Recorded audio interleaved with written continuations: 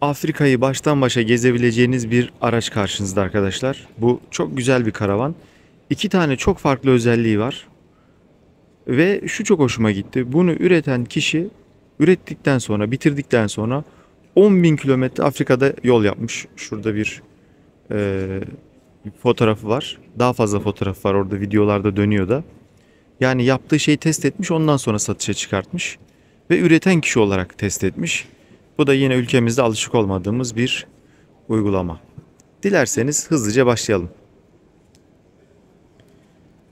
Şöyle geniş açıya geçiyorum. Arkadaşlar bu bir Ford Ranger üzerine tamamen kasa iptal edilerek üzerine oturtuluyor. Bunun da bir sürü avantajı var. Öncelikle kabine daha geniş bir yer kalıyor ve daha fazla aşağı inebilir alan yaratılıyor. Biraz sonra bahsedeceğim size. Su depoları bayağı aşağıda, mesela şurada. Siz burada belki küçük bir su deposu olduğunu zannediyorsunuz ama 145 litre aşağı doğru inen, tam olarak aşağı doğru inen bir su deposu var. Bu da ağırlık merkezini biraz daha aşağıda tutmak için en güzel yöntemlerden birisi.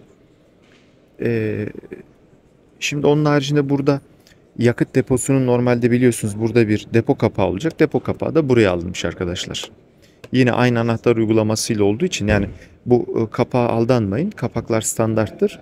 Ama içindeki şeye giden bir aracın yakıt deposuna giden bir kapağı temsil ediyor. Burada Turuma'nın kombisini görüyorsunuz. Kombinin gaz çıkışı. Bu su dolumu. Bunlar tabii hep anahtarlı. Bu havalandırma çıkışı. Bu taraf böyle. Özellikle yaklaşma ve uzaklaşma açısı, yani kaçış açısına bakmanızı istiyorum. Yani orada çeki demiri var. Çeki demiri olmasa bayağı bir alan bırakılmış. Lastikler buna göre, davlumbazda yeterli yer var. Şimdi iki tane çok can alıcı noktadan bahsetmiştim bu karavan için. Birincisi, evet, bir şey fark ettiniz mi? Kabinle, yani araç kabiniyle üst taraf arasında bir bağlantı var. Şundan da bahsedeyim. İki tane bir şey daha var. Şurada şuradan göstereyim. Boiler'ın gaz çıkışını görüyorsunuz. Şuraya kadar geliyor. Kahverengi olan. Şu. O buradan devam ediyor. Buradan kabine geliyor. Şimdi arkadaşlar bu araçta planlanan şey şu. Adam soğuğa da gitsin, sıcağa da gitsin. Bununla maceralara e, çıksın. Şimdi doğal olarak soğuk bir yere gittiğiniz zaman, diyelim ki siz kabini ısıttınız. Kabin sıcak ama içerisi soğuk. Yani kabine binip hemen gidemezsiniz. Camlar buğulanmış olacak. Araç buz gibi olacak. O yüzden içeriye de bir menfez verilmiş. Burkulmalar hesaplanarak burada da bir esneklik payı bırakılmış. Bu şekilde tasarlanmış. Şimdi araca girdik. Araçta başka ne gibi değişiklikler var? Onlardan da bahsedeyim. Araçta iki tane değişiklik var. Birincisi burası. Dikkat ettiniz mi? Şimdi buna aracın orijinali zannetmeyin. Aracın orijinali böyle değil. Burada bir sunroof yok. Arkadaşlar burası kesilerek böyle bir... Şu an ben bunu itelersem hop. Hey, hello. Oh, das habe ich gelesen. Also man hat hier einen Durchgang in die Fahrer. Şimdi arkadaşlar bunların en güzel yönleri, bu aracın iki güzel özelliği demiştim. Birincisi bu. Buradan kabine geçebiliriz. Gördüğünüz gibi. Hallo. Hello. Kommt so hoch, wir duschen gerade. I'm coming. Şimdi gördüğünüz gibi buradan yukarıya geçiş var. Burada körüklü bir sistem. Yani buradaki esnemeler de hesaba katılmış. Çok da güneş almayacağı için, su almayacağı için, yani kaygılarınız olmasın ama gene de iyi bir işçilik. Tabii ki Alman işçiliğini biliyorsunuz arkadaşlar. Çok anlatmaya gerek yok. Adamların yolları, parkları bile düzenli. Yaptıkları karavanlar da o şekilde oluyor. Şimdi buradaki geçişten yukarıya, yukarıdan da buraya çok rahat geçebiliyorsunuz. Bu çok büyük bir avantaj. Yani buradan Hakan Karakaya arkadaşıma da selam söylüyorum. Böyle bir araç yapmayı düşünüyordu. Bu özelliği eklerse rahat eder. Ama tabii enjeksiyon kalıp sistemi yapmışlar. Yani adam öyle bir parça koymuş ki oraya, sanki orijinalinde varmış gibi duruyor. Baksanıza, hiç ya burası sonradan kesilmiş yapılmış gibi bir izlenim yok. Onu da belirteyim. Şimdi dışı alüminyum, kaynaklamalar yapılıyor, birleşimler yapılıyor. İçerisinde XPS var. En içerisinde ise CTP kullanılmış. Çoğu kısımda, bir kısımda da kumaşla kaplanmış. Ekstra olarak şöyle büyük aynalar konulmuş kabin büyüdüğü için. Hani bu tercih meselesi. Ben olsam aynayı da uzatabilirdim. Yurt dışındaki Ford'ların daha büyük aynaları var. O da tercih meselesi tabii. Şuradaki versiyonda mesela görüyorsunuz aynayı uzatmamışlar. Burada çok büyük bir bagaj alanı var. Bakın görüyorsunuz biraz önceki çıkışa kadar buraya uzun ve büyük şeyler konulabilir. Ayrıyeten şimdi şurayı görüyorsunuz. Biraz sonra içeriden de göstereceğim. Buradan ve diğer taraftan da buralara ulaşım sağlanabilir. Yani yağmurlu bir hava çıkmak istemiyorsunuz. Böyle bir şey de sağlayabilirsiniz. Hemen onun altında bir tane daha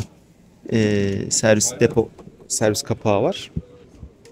Camlarda domatik kullanılmış. Bir tek şuna üzüldüm. Bu seri yanlış bir seri olmuş. İçe bombeli olan seri kullanılmalıydı. Mineralli kullanılmalıydı. Çünkü güneşte arkadaşlar çok ısınır içerisi. Bir de dış aydınlatma biraz daha darbelere dayanıklı bir şey olmalıydı. Bu karavanda gördüğüm zayıf özellikler de bunlar. Tabii ki basamak tuğlenin elektrikle açılanı, yani şu an fuar için konularına aldanmayın. Dışarıdan elektrik girişini görüyorsunuz ki bu karavanlarda genelde dışarıdan elektrik girişi çok kullanılmaz. Çünkü gideceği yerler dışarıdan elektrik alınacak yerler değildir. Bu da bu firmanın sahibinin gezide çektiği fotoğraflardan. Karavanın arka tarafını görüyorsunuz. Şu da çok hoşuma giden bir detay oldu arkadaşlar. Görüyor musunuz? Kamera burada. Şurada. Burada da yine bir dometik cam var. Kaliteli ekipman kullanılmış ama daha doğrusu olabilirdi diye düşünüyorum. Onları da ekliyorum. Burada dış kısmında söyleyeceklerim son olarak kapı. Artık kapı iç mi dış mı tam ortada kalıyor. Arkadaşlar şimdi gittiniz şöyle. Yani çok güvenli olmayan yerler. Yani kapınızın öyle standart berhimidir, dometiktir, hartaldır. Onlar işe yaramaz. Kapının böyle bir şey olması lazım. Bak görüyorsunuz. Kapı gerçek kilit bu arada. Gördünüz mü? Menteşeler dışarıdan müdahaleyle açılacak menteşeler değil. O da güzel. Kilit kısmı bu şekilde. Can I go inside? Thank you. Şimdi şu basamağı açıyor, şu lambaları açıyor. Bunlar girişte. Tutamağı şöyle deri yapmışlar. Şunu takalım da arkadaşlar. Herkes gelmesin. Şimdi burada evyemiz var. Bu arada basçe kilitler çok farklı arkadaşlar. Şöyle. Yani bilmiyorum Türkiye'de daha önce gördünüz mü? Ben görmemiştim. Bu karavan fuarında da ilk defa gördüm. Elektrik sistemi mümkün olduğu kadar dıştan geçer arkadaşlar bu araçlarda. Çünkü müdahale etmek gerekir. Yani gideceği yer bakımından biraz elinizden de iş gelmesi gerekir. Şu duvar kalınlığından da bahsedeyim. Şu şekilde. Burası CTP dediğim gibi. Bu şekilde sandviçleniyor. Victron'un kontrol ünitesini görüyorsunuz arkadaşlar. Açıyor pompayı. Şu an bunda güneş paneli yok. Güneş paneli opsiyonlu. 120.000 euro bu arada bunun fiyatı. Şuradan çektik, açtık. Burada görüyorsunuz biraları dizmişler. Fuardan sonra parti var.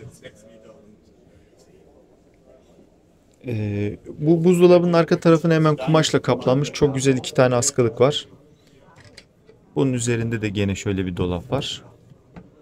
Burada çekmecelerimiz var. Hepsi stoplu. Arkadaşlar ısıtıcının çıkışını çok iyi tasarlamışlar. Bakın burada. Burada ve bir tane de kabine gidiyor. Yani böyle detaylar hoşuma gitti açıkçası. Şimdi bu biraz garibime gitti. Siz ne düşünüyorsunuz? Yani ocağa yan koymak mantıklı mı? Yani ben olsam açıkçası şöylemesine koyardım.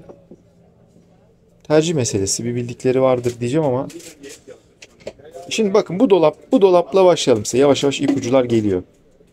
Bakın gördünüz mü? Bir taraf açıldı, bir taraf açılmadı. Şimdi alt tarafı açtım. Allah Allah. Bu sefer de burası açılmadı. Burası açıldı. Burası hiç açılmıyor. Tamam. Bu veriler size bayağı bir ipucu vermiştir. Bu da büyük ve ağır şeyler için olan dolabımız. Ve can alıcı yere geçelim mi? Biraz sonra geçelim hadi. Burada diğer dolaplarımız var arkadaşlar. Gene sigorta panellerini görüyorsunuz. Görünebilir, ulaşılabilir yerlere koyuyorlar. Burada elektrik sistemimizin bir kısmı ve boiler sistemimiz var. Kombi sistemimiz var. Pneumatiklerle döşenmiş. Arkadaşlar burada biraz önce bahsettiğim yere ulaşılabiliyor. Aynı şekilde buradan da ulaşılabiliyor. Şimdi böylemesine yatılabiliyor. 2 metreye 135 santim bir yatak var. Ama eğer isterse hani bir kişi böyle yapsın ya da bir kişi böyle de yatsın diye. O zaman bu aşağıdaki minderler alıp buraya konuluyor. Bu tahtalar buraya çekiliyor. Yatak seviyesi eşitleniyor. Burada şey yapılabiliyor. Ya da işte siz buradasınız mesela bir şey yapacaksınız şöyle. Hani burada oturayım. Burada oturayım. Ama burada da işte laptoptan bir şeyler çalışayım. Bir şeyler izleyeyim diyorsanız böyle seçenekleriniz de var. Şu şekilde arkadaşlar. Turma kombinin kontrol ünitesini ve anahtarları görüyorsunuz. Aracın tavanını da göstereyim. Dediğim gibi bu modelde güneş paneli yok. Opsiyon. Şimdi buradan da biraz önce size gösterdiğim şekilde hop arabanın kabinindeyiz. Yani acil bir durum olur. Yağmur yağar. Boşu boşuna. Bir de bayağı geniş tutmuşlar burayı. Yaklaşık 50-50 gibi geliyor bana. Hatta 60-60 gibi de olabilir. Şöyle bir ölçelim. 22,5 44-50. Aynen. 50-60. Aynen. 50-65 hatta. Gayet geniş. Buradan çok rahat geçilir. Bu bana böyle biraz taşır mı taşımaz mı gibi geldi ama bu da taşır gibi. Şimdi şurada alüminyum bir ızgara sistemi kullanılmış. Alüminyum ızgara neden kullanılıyor peki arkadaşlar? Hava akışını sağlamak ve terlememek için. Bilirsiniz yataklarımızın altında hep boşluklar vardır. Bu arada masa da kayabiliyor. Ondan da bahsedeyim son olarak. Sonra sürpriz kısmına geçelim. Gördüğünüz gibi masa istenirse bu tarafta, istenirse o tarafta kullanılabiliyor. Çok az yukarı çekince daha da rahat gidiyor da sol elimde olunca bazen zorlanıyorum. Şimdi geldik en ilginç kısma. Banyoda bir şey eksik. Nerede elimizi yıkayacağız? Kompost tuvalet kullanılmış arkadaşlar. Bu da gene maceraya uygun. Kompost tuvaletin malzemesini de şuraya koymuşlar arkadaşlar. Herhangi bir kimyasala şey yok. Sıvıyı katı ayırıyor. Depo sistemi 6 haftaya kadar dayanıyormuş. Çok iyi bir süre. Evet arkadaşlar çektik. Hop. Lavabomuz burada. Elimizi yıkadık. Ettik. Duş alacağımız zaman ise hop. İşte arkadaşlar bu çok iyi bir fikir. Görüyorsunuz ne kadar büyük bir alan kaldı. Yani şu an arkadaşlar çok büyük hacimli bir aracın banyosundaymışız gibi hissediyorum. Şöyle göstereyim. Bir selam da vereyim sizlere. Bu arada buralar gerçek taş. Gerçek taş üzerine ayna. Bu opsiyonmuş ama güzel durmuş. Yani sanki bir kafede gibiyiz yani farklı bir yerde gibiyiz. İşçilik de böyle arkadaşlar. Gerçekten şu olay bu bir, iki araca içeriden de erişim olmazsa olmazlardan biri. Çok hoşuma gitti. Yapmayı düşünen arkadaşlara fikir vermesi açısından da paylaşmak istedim.